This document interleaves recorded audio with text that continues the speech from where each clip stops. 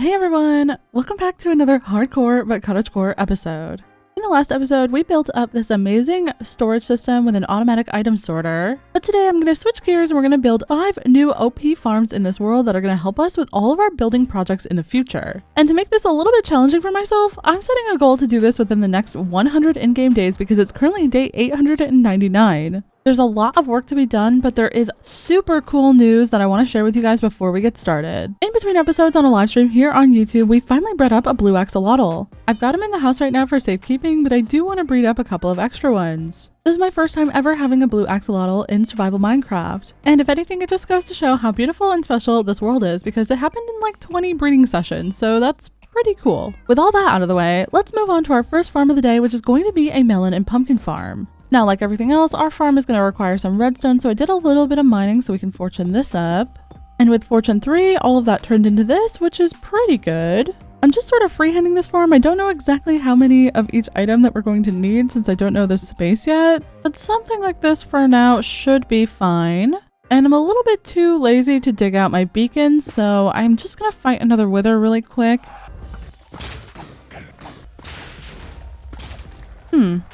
You know, I used to be afraid of that guy. Oh, that thunder is a little bit ominous. Oh my goodness.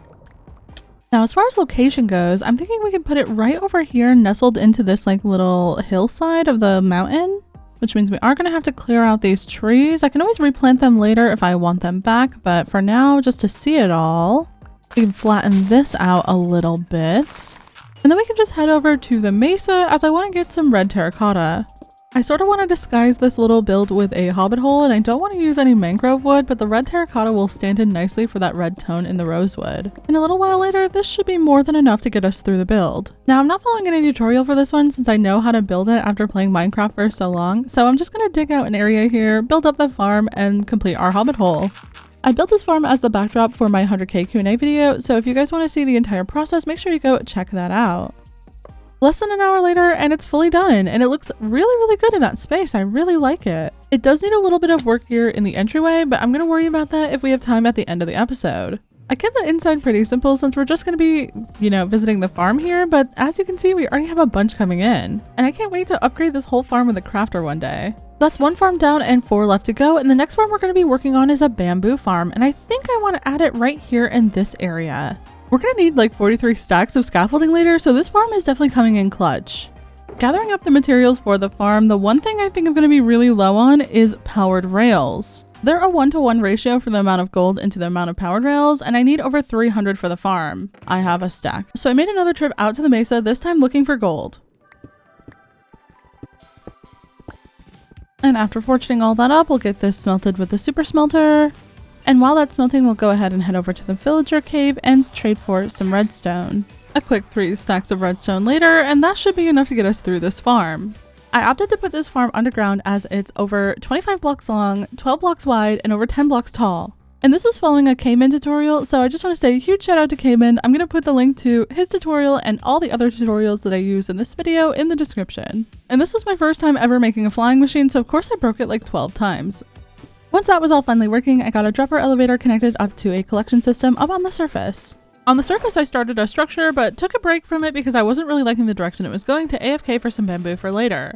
And truthfully, the reason that I took a break is that I started building this with no plan in mind, and I really don't like it. It doesn't fit the area, it doesn't fit the vibe, and I'm gonna be taking it down.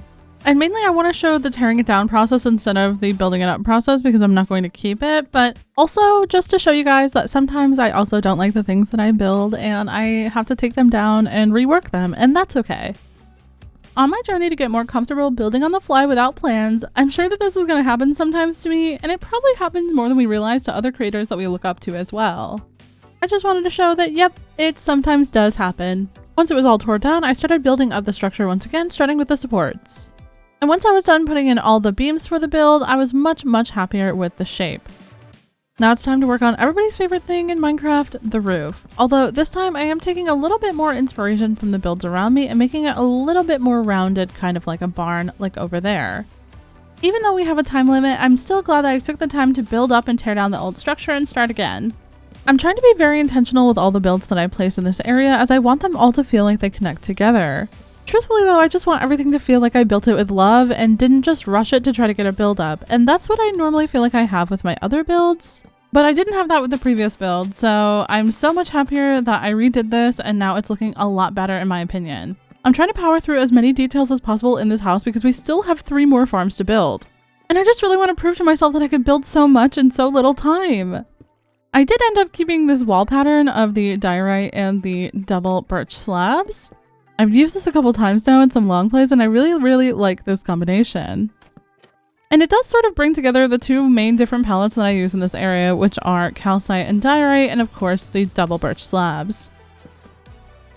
And for the finishing touches over here, I'm going to add some rose bushes, obviously because it's the rosewood, but I really also want to add some bamboo. So I found some extra string that we can use to stop the bamboo from growing too high. And of course, we'll add some more faux lattice with our oak trapdoors and leaves. And at this point, the lattice may as well be like a trademark of my builds because I've added it in so many different worlds, even with some modded lattice in our long play world. Adding all these finishing details though always make me super happy and feel super accomplished with a build. I also threw out like a cafe overhang out here that I really love, and I really hope you guys like it as well. It kind of makes this build a little bit different than the others in this area.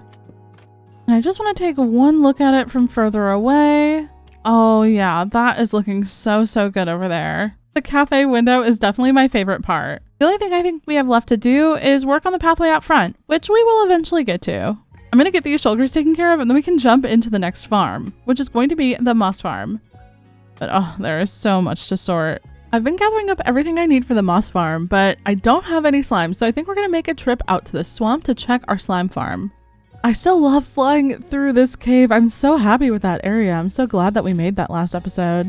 And honestly, I haven't been over to the swamp in a while, so I'm excited to go. I can't even remember if I have any slime there or if I'm gonna have to AFK. And it only took a full day of flying, but we are friendly here. All right, hopefully there's slime in here. Oh my god, yes, thankfully. My Elytra is certainly getting its flying mileage today. I know it's nighttime, but this is not the area I was expecting. I think I'm a little bit lost, although I'm pretty sure I was going the right way. This mountain range is amazing though, oh my god. Wait a second, hold on. Let's take a look at this from the other side. Oh my gosh, this would be so cool to have like a castle against that mountain backdrop. Oh my goodness. And this is like all flower forest in front of it. This is so me-core. I actually don't even think that this is that far from World Spawn. I think it's like right over this hill. Yep, there's the museum. Okay, I'm gonna note down that location just for the future, and I want to go, of course, get some more rockets, and then I'm gonna repair my tools by trading with some villagers, so I'll be right back. After repairing my tools, I crafted the last few things I was going to need and started digging out an area for the moss farm. The tutorial is going to be linked in the description, and once again I put the farm underground because it was kind of a big and odd shape that is hard to build around in my opinion. Before I moved on to the building phase, I went ahead and set up a collection area up on the surface. I find it just easier to figure out how big the build needs to be once we know exactly how big the collection area is. Once I had all the glass in place, I went down and connected the hoppers to the dropper elevator to make sure it was all working. And now that that's done, let's go ahead and get building.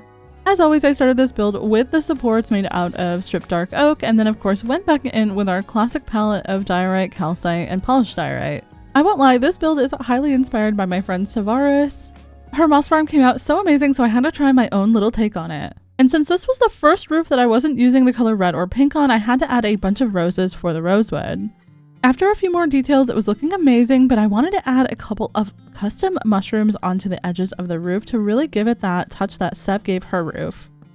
I'm going to leave a link to Sev's channel in the description. If you haven't checked it out before and you love cottagecore and cozy vibes, definitely check her out. Pretty much falling in love with the first one, I added a second mushroom that was a little bit different on the other side. And honestly, Mizuno's red mushroom blocks are one of my favorite blocks in this entire texture pack, and I'm so glad that I was able to bring them into the rosewood a little bit more with this build.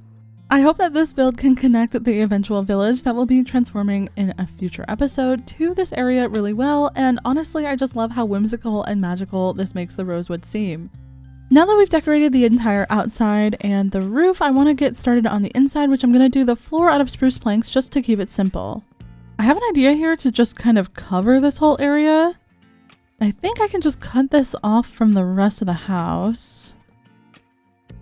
And then we can just add these here, and it kind of cuts the house in half, but then we don't have to deal with the rest of that. And even though it takes away some space inside the house, I actually think I prefer this. We'll just have to put some stairs up there to cover the glass. And I think just covering that will make it look a little bit more put together. A lantern for some lighting. Ignore the hole in the wall here. I'm still debating on whether or not I want to add a little window there, but right now I think I'm going to focus on adding this little bit to the roof, like a little bit of a ceiling on the inside, so that way you don't even realize that there's an extra part of the house with the like moss part, you know? Then I want to add just a couple of little details in here, like some leaves hanging down from the ceiling. Oh my god, wait, what is happening? How is this on fire? What is happening? Oh my god. How is this all on fire? The lava is covered. Oh my god. Oh my god, this is bad.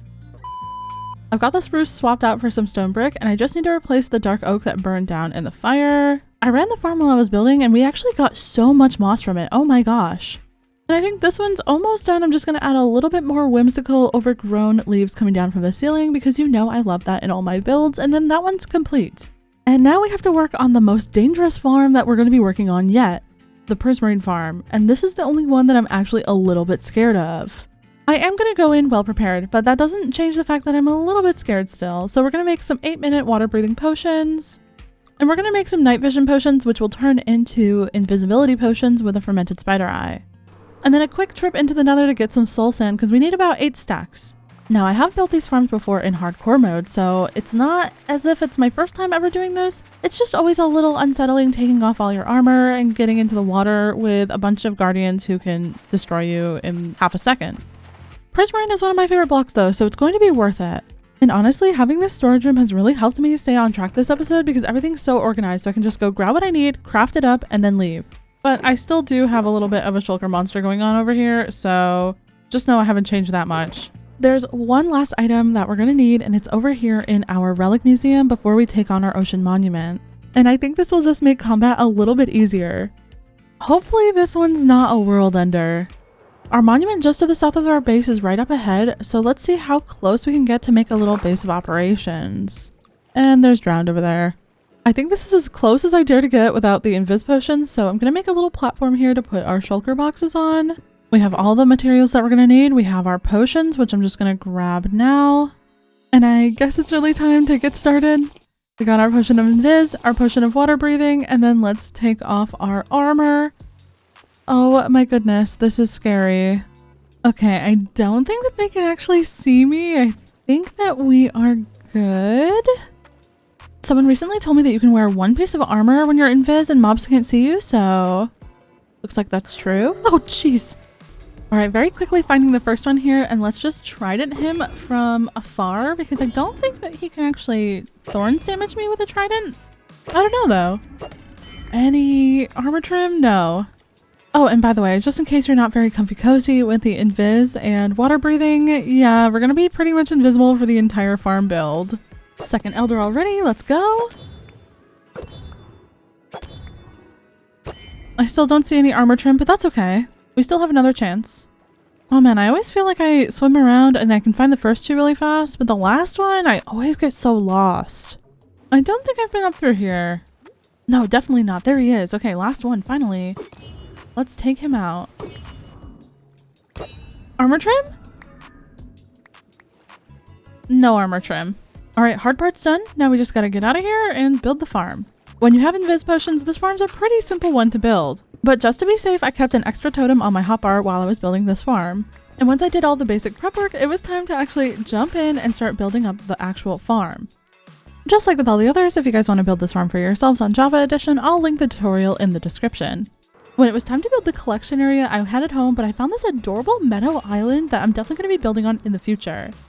But then it was into the nether to build up a collection system, and I've built these a million times, so I'm just going to speed through this.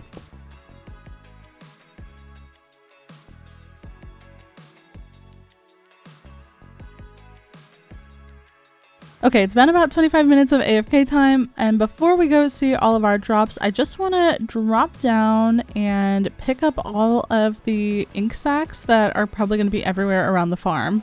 Now, I would not recommend doing this on the regular because it can be pretty dangerous as the guardians are obviously going to be attacking me, but If you kind of bob and weave and try to stay on the edges and pick up just a few ink sacs, I think it's a little bit worth it. And now back on the nether roof, let's go and check our drops for our prismarine.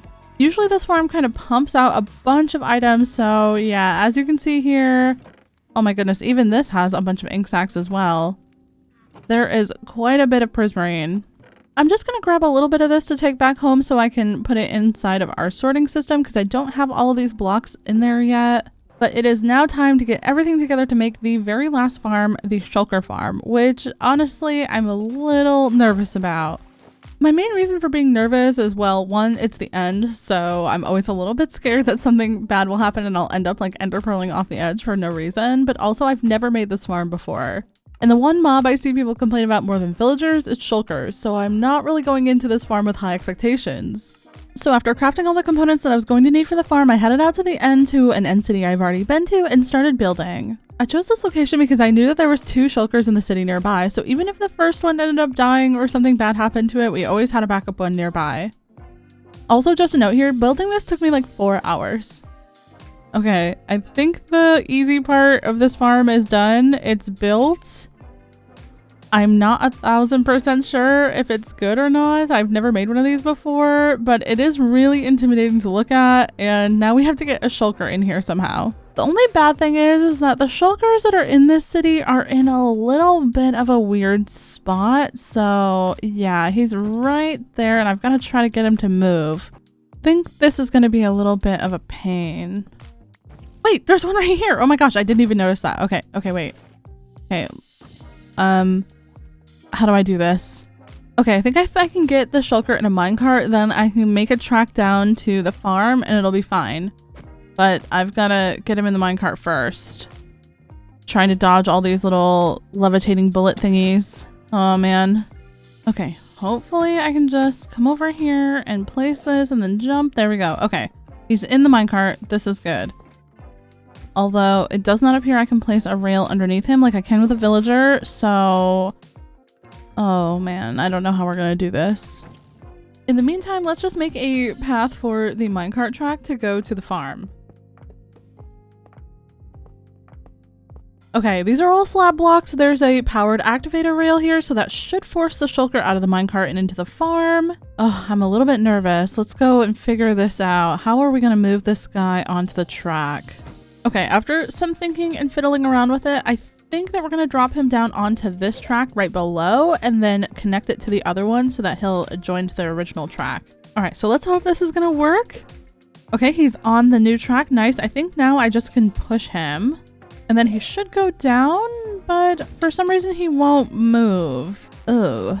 Are we just not able to push the shulkers in a minecart? You know, I actually did need a fishing rod for the farm, so maybe we can try to use that to like yoink him. All right, let's go on, shulker buddy. Nope, that was a rail. All right, come on, just go. Yep, there we go, there we go. Okay. Oh, well, he's already stuck. I think this is the only spot where he can get stuck though. Otherwise, it should be good. Oh my god, he's taking a lot of damage. I'm gonna have to hit him with some splash potions. I think he's gotta be full HP when I turn the farm on. But hopefully he's gonna go into the farm. There's nowhere else he can teleport, right? What? There's a redstone torch there. What do you mean? I am genuinely perplexed. I wonder if I break the slab under him, if he will teleport into the farm though. All right, buddy, let me just get that.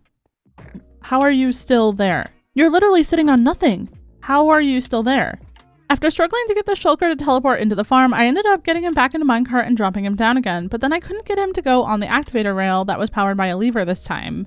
So I went back to my storage system to make a minecart with a furnace to hopefully solve this problem. And when I was getting the track ready to work, the shulker ended up, checking out. Oh my god, are you kidding me? I took a short break after that and then started to work on getting another shulker over to the farm. And after a lot of F-bombs, I finally managed after 20 minutes to get this shulker over to the farm. And I was sincerely hoping that it was going to go better this time. But luck was not on my side, and for some reason, now the shulker was just sitting on the rail. What the do you mean? What do you mean? What do you mean? How is he sitting there? Long story short, the second shulker met the same fate as the first one, and just when I was about to give up, shulker number 3 ended up being my saving grace. Only 7 hours after I originally started building this farm. With the shulker in place finally, I turned on the farm and went into AFK mode while I edited the footage that I had just shown you. It was so absolutely frustrating to get the shulker into the farm. But then I happened to glance at my second monitor and noticed that there was an absolute overload of shulkers building up somehow. And that's when everything started to go wrong. Something is clearly wrong with the farm and I don't really understand why. I still have some things I want to finish in the Rosewood, and so I'm gonna just admit defeat to this farm and fix it in the next 1,000 days, hopefully. But I do want to grab an invis potion so I can pick up as many of the shulker shells that are on the ground as possible. And I understand that this is probably a very bad idea. Also, just in case you're wondering, I do have shaders off right now because I was lagging out with the pure amount of particles and shulkers and everything on my screen over there. And I'm just gonna keep them off until we're done here because I don't want to die to shader lag. I know it's actually really funny, but my hands are kind of like sweating and shaky right now. I'm actually so scared. There's so many shulkers over there. There's like hundreds. Okay, so I don't know if shulkers can actually see you when you're in Viz, but I'm going to leave my elytra on for my one piece of armor. That way I can fly away fast if possible or if needed.